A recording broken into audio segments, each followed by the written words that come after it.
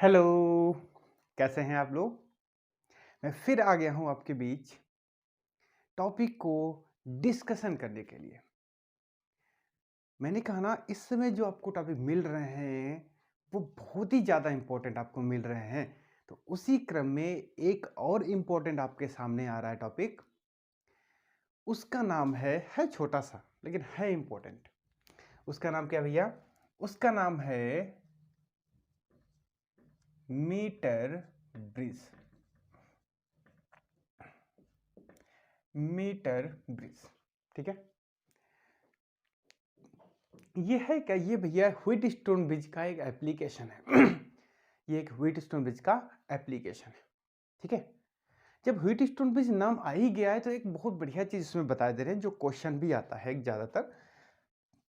मैं फिगर के जरिए ही उसको बताऊंगा। मैंने एक रेजिस्टेंस ये बना दिया, एक रेजिस्टेंस ये बना दिया, एक रेजिस्टेंस ये बना दिया और एक रेजिस्टेंस ये बना दिया। फिगर थोड़ा सा उल्टा सीधा बन गया है, लेकिन उसमें कोई दिक्कत नहीं है, ठीक है? मैंने कुछ ये फिगर बना दिया, पी क्यू आर एस, ठीक है?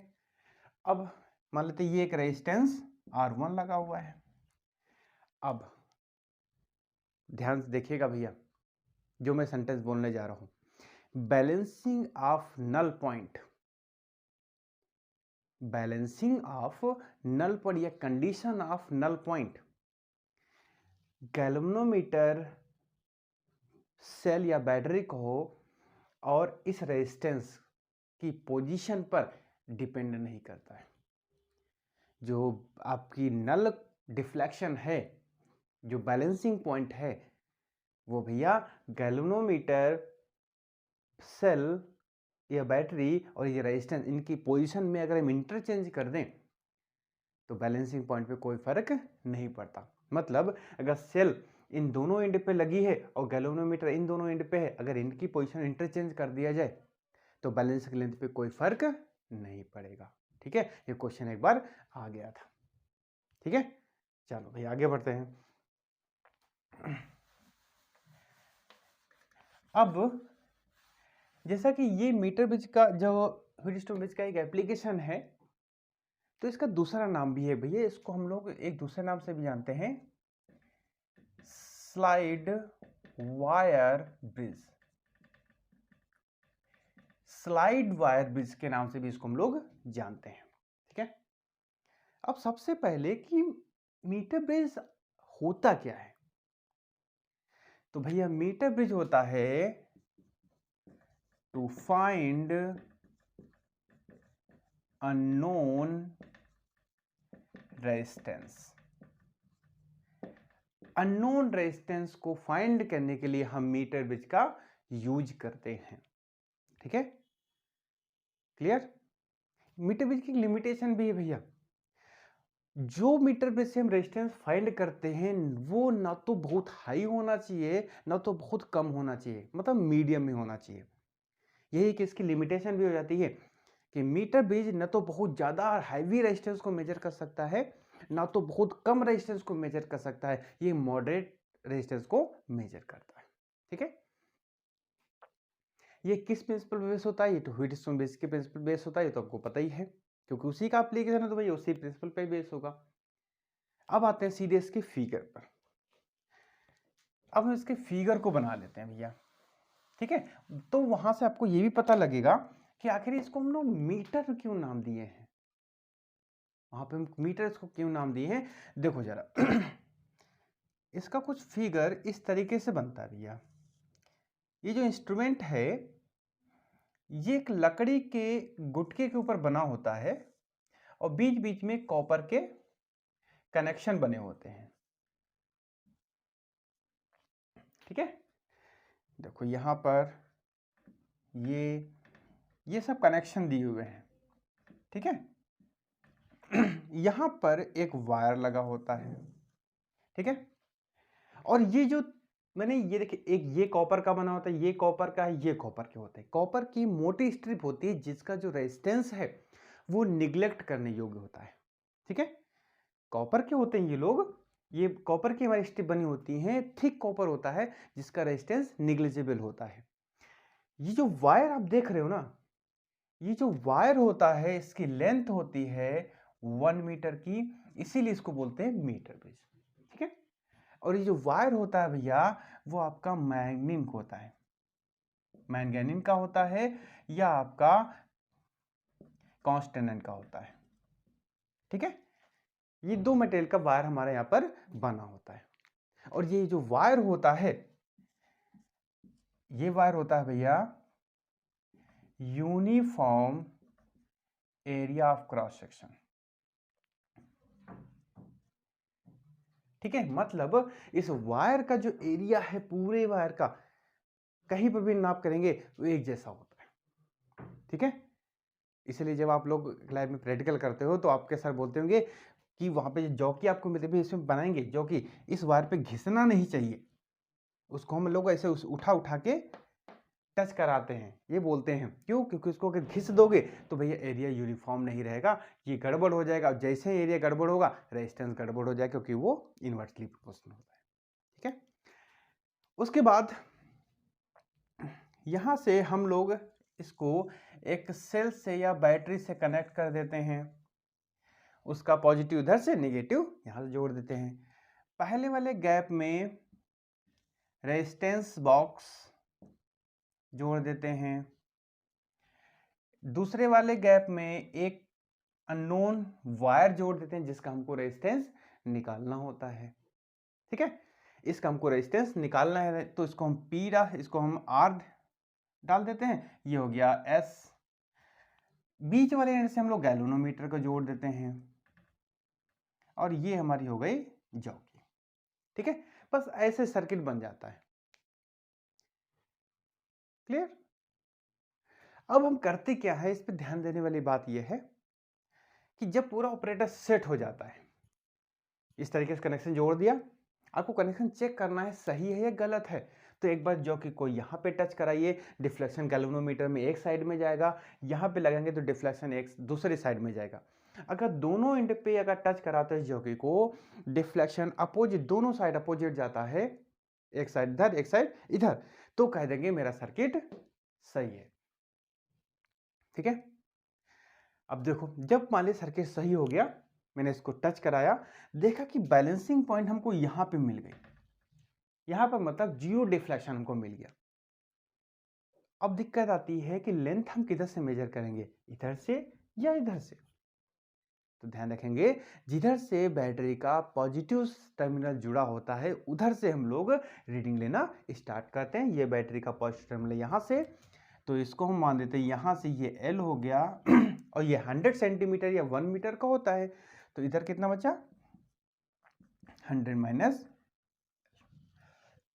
ठीक है,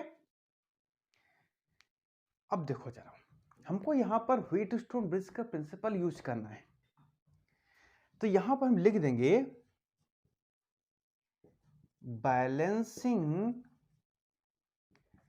कंडीशन ऑफ व्हीटस्टोन ब्रिज क्या थी, P upon Q is equal to R upon S। ठीक है, अब जरा ध्यान दीजिए, यहां पे चारों रेजिस्टेंस थे, तो यहां पे देखिए R और S, ये तो दोनों रेजिस्टेंस हैं, ये भी रेजिस्टेंस लगा है, ये अननोन है, इसकी वैल्यू हमको फाइंड करनी है। और इतने पार्ट को इसको P बोलते हैं और इतने पार्ट को हम लोग Q बोलते हैं। ठीक है, तो जो P और Q हैं, इसको हम ऐसे बना दें,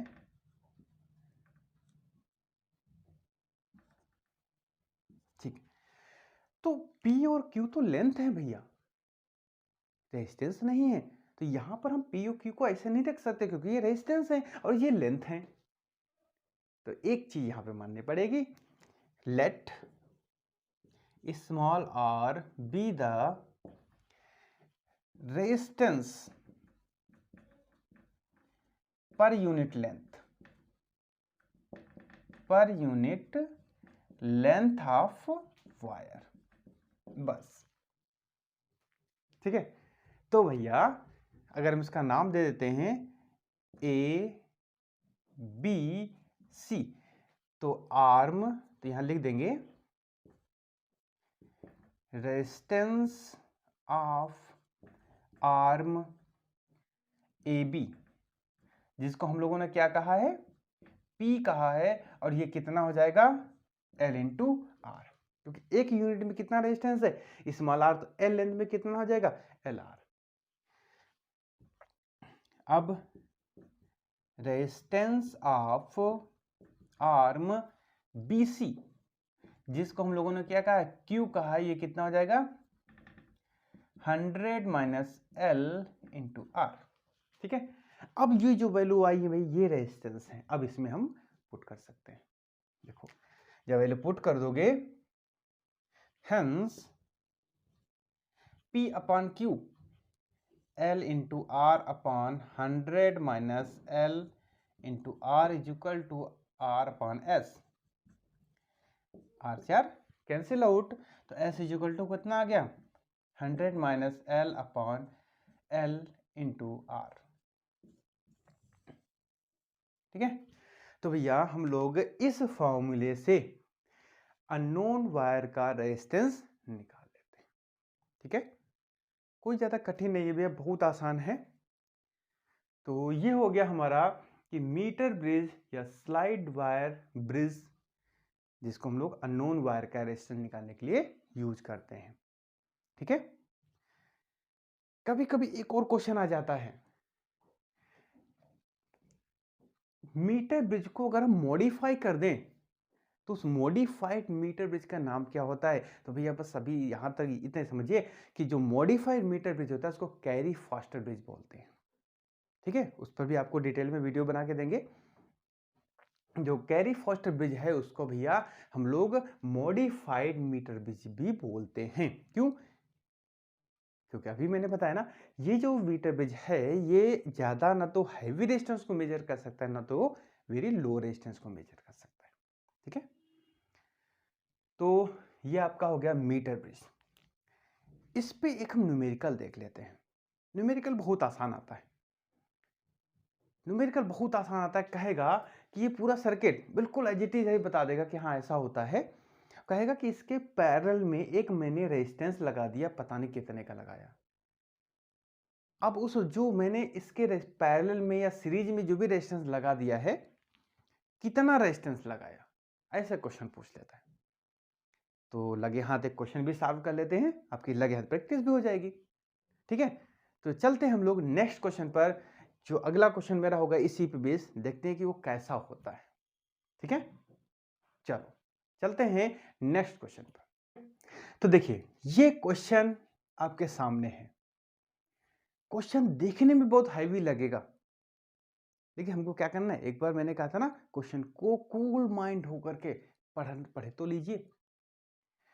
क्वेश्चन अगर उस क्वेश्चन में फिगर पॉसिबल है तो फिगर बना लीजिए, रफ फिगर बनाते हैं, देखो पॉसिबल है अगर तो। When two resistances wires are in the two gaps, meter bridge बना लेते हैं भैया। तो ये मैंने, हमको तो बस रफली फिगर बनाना है ना, तो हम ज्यादा टिंच टांच नहीं करेंगे इसमें। ठीक है, इस तरीके से। तो पहले वाले गैप में ये एक वायर लगा दिया, दूसरे गैप में वायर एक ये लगा दिया। ठीक है, when two resistances wire in the two gaps of a meter bridge, ठीक है, the balancing point was found to be 1/3 from the zero end। मतलब अब हमको इसको बैटरी से जोड़ना पड़ेगा, तो यहां से 1/3 पे हमको बैलेंसिंग पॉइंट मिल रही है। ठीक है, तब देखो जरा, ये हो गई 1/3, तो इधर वाली कितनी हो जाएगी, कितनी हो जाएगी, ये है आपका L, ये है आपका क्या है L। ठीक है, और ये क्या है आपका 100 माइनस L। तो इसको हम 1/3, तो ये क्या हो जाएगा भाई, 1 मीटर का वायर है ना, सेंटीमीटर में लेके नहीं चल रहे, मीटर में लेके चल रहे हैं, तो 1/3 है, तो ये जाएगा 1 माइनस 1/3, यानी कि 2/3। ठीक है, क्लियर। ये 1/3 है तो कितनी हो गई, 2/3 हो गई। तो जरा इक्वेशन बना ले, इसको हम लोग क्या मान लेते हैं, R1, इसको मान लेते हैं R2, जिसको हम लोग P और ROS मानते थे। तो चलो हम लोग कंफ्यूजन आप लोगों को क्रिएट नहीं करेंगे, तो इसको हम लोग मान लेते हैं R, इसको मान लेते हैं S। ठीक है, तो यहां पर देखो S इज इक्वल टू क्या फॉर्मूला था, 100 minus L upon L into R, ये था फॉर्मूला ना। देखो तो S is equal to 100 minus L कितना है यहाँ पे 2/3 अपॉन L कितनी है 1/3 इंटू R, तो R है ही, तो S इज इक्वल टू कितना आ गया 2R। ठीक है, तो या तो और इसको ऐसे भी लिख सकते हैं S upon R is equal to 2/1। ठीक है, लिख सकते हैं ना। ठीक है, अब देखो, अब आगे बढ़ते हैं। आगे क्या कह रहा है, when a 6 ohm coil is connected in series with the smaller of the two resistances, जो इन दोनों में छोटा होगा, जो इन दोनों में छोटा होगा उसके सीरीज में 6 ओम का रेजिस्टेंस जोड़ दिया गया। अब देखो जरा, यहां पे S कितना है, यहां से देख लो S R का दोगुना है, तो R छोटा हो गया ना। तो इसका मतलब क्या हुआ, नाउ R में 6 ओम जोड़ दिया गया, तो ये कितना बन जाएगा, हम R डैश मान लेते हैं। ठीक है, स्मॉल आर द रेजिस्टेंस हो गया, जोड़ दिया मैंने, क्योंकि यहां से हमको पता चल गया कि R कम है, तो कम में हमने 6 ओम जोड़ दिया। The balance point is shifted to the 2/3 from the same end। अब बैलेंस पॉइंट जो है वो यहां से 2/3 पे हो गया, मतलब कहीं यहां पे मिल गया। जब 2/3 ये हो गया, इधर कितना बचा 1/3, मतलब इंटरचेंज हो जाता है। ठीक है, तो ये हो गई 2/3, ये हो गई 1/3। चलो अब लिख लेते हैं, फिर फॉर्मूला लगा लेते हैं यही वाला। अब क्या होगा, देखिए S तो हमारा वही है, तो S is equal to 100 minus L कितना है 1/3 अपॉन L कितना है 2/3 इंटू R। अब ये R नहीं है, ये क्या है R डैश है। ठीक है, समझ में आ रहा है ना। तो इसको थोड़ा सॉल्व कर लेते हैं। तो S इज इक्वल टू ये हो जाएगा 3/2 इंटू 1/3 इंटू R डैश की वैल्यू कितनी है R प्लस 6, कट गया, तो हो जाएगा S is equal to R plus 6/2। ठीक है, हमको क्या चाहिए, इस RS की वैल्यू तो चाहिए था। देखो एक रिलेशन ये, एक रिलेशन ये, तो S is equal to R यार यहाँ पुट कर दें। तो इसको हम इक्वेशन फर्स्ट डाल देते हैं, तो यहाँ लिख देंगे यूजिंग इक्वेशन फर्स्ट। तो कितना आ जाएगा 2R is equal to R plus 6/2, तो हो जाएगा 4R is equal to R plus 6, तो हो जाएगा 3R इज इक्वल टू 6, तो R इज इक्वल टू 2 ओम। जब R इज इक्वल टू 2 ओम हो गया, तो S इज इक्वल टू कितना हो गया 4 ओम। ठीक है, आंसर आ गया भैया। ये मैंने क्वेश्चन इसलिए उठाया कि इसमें थोड़ा सा शिफ्टिंग थी, ये थोड़ा सा आपको लगेगा कठिन है, वैसे कठिन नहीं है। अब जो भी इस आएगा क्वेश्चन इससे इजी आता है। ठीक है, अब देखो ये क्या कह रहा था, जो छोटा है उसमें सीरीज में ऐड कर रहा था, इसमें हमको ढूंढना था पहले कौन छोटा है। लेकिन ज्यादातर क्वेश्चन आते हैं कि जो अननोन वायर था, ये तो अननोन वायर था ना, इसी के सीरीज पैरेलल में जोड़ देते, हमको ढूंढने की जरूरत नहीं पड़ती, इसलिए ये क्वेश्चन इंपॉर्टेंट था। ठीक है, तो देख लिया कि क्वेश्चन भैया कठिन नहीं होता है। तो बस हमको करना क्या है, न्यूमेरिकल सॉल्व करते समय अगर न्यूमेरिकल में फिगर पॉसिबल है तो फिगर बना लीजिए, अगर फिगर बन गया तो 60% तो क्वेश्चन वही से सॉल्व हो गया। फिर हमको क्या करना है, हमको भैया फॉर्मूले याद होने चाहिए। अगर फॉर्मूले याद नहीं है तो फिर कोई मतलब नहीं। फिजिक्स की वीकनेस ही उसके फॉर्मूले हैं। फॉर्मूला अगर आपको याद है फिर कोई दिक्कत नहीं है, आप आराम से बिना कोई माइंड प्रेशर लिए हुए न्यूमेरिकल को सॉल्व कर सकते हो।